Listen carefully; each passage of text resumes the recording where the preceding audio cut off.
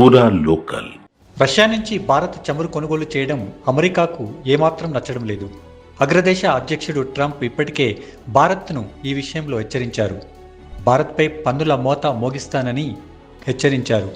ఇప్పుడు నాటో కూడా సీరియస్గా ఉంది. భారత్ చైనాలను మరోసారి గట్టిగా బెదిరించింది. రష్యాతో వ్యాపార సంబంధాలు కొనసాగిస్తున్న దేశాలపై సుంకాలు విధిస్తామని నాటో స్పష్టం చేసింది. మాస్కోతో వ్యాపార సంబంధాలు కొనసాగిస్తే 100% సుంకం విధిస్తామని స్పష్టం చేసింది.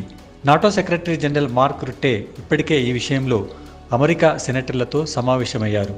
చైనా అధ్యక్షుడు, భారత ప్రధాని, బ్రెజిల్ అధ్యక్షుడు ఎవరైనా సరే రష్యాతో వ్యాపారం చేస్తే, ఆ దేశం నుంచి చమురు, గ్యాస్ కొనుగోలు చేస్తే తీవ్రంగా పరిగణిస్తామని ఆయన అన్నారు.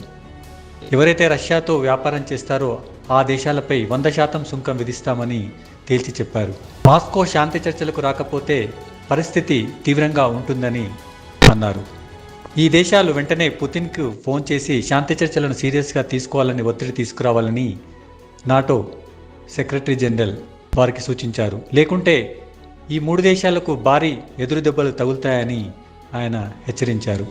ఇప్పటికే ట్రంప్ ఉక్రెయిన్కు ఎయిర్ డిఫెన్స్లతో పాటు క్షిపణులు భారీగా సరఫరా చేయనున్నానని వెల్లడించారు. రష్యాపై ట్రంప్ తీసుకుంటున్న చర్యలను యుఎస్ రిపబ్లికన్ సెనేటర్ టామ్ టిల్లిస్ ప్రశంసించారు. కానీ 50 రోజుల వరకు సమయం ఇవ్వడం ఆందోళనకు గురిచేస్తుందని అన్నారు. మరోవైపు ఉక్రెయిన్ యుద్ధం ముగింపు వ్యవహారంలో రష్యా వైఖరిపై ట్రంప్ సీరియస్గా ఉన్నారు. 50 రోజుల్లోపు యుద్ధం ముగింపు కోసం ఒప్పందం కుదుర్చుకోకపోతే పెద్ద ఎత్తున టారిఫ్లు విధిస్తామని పుతిన్ను హెచ్చరించారు.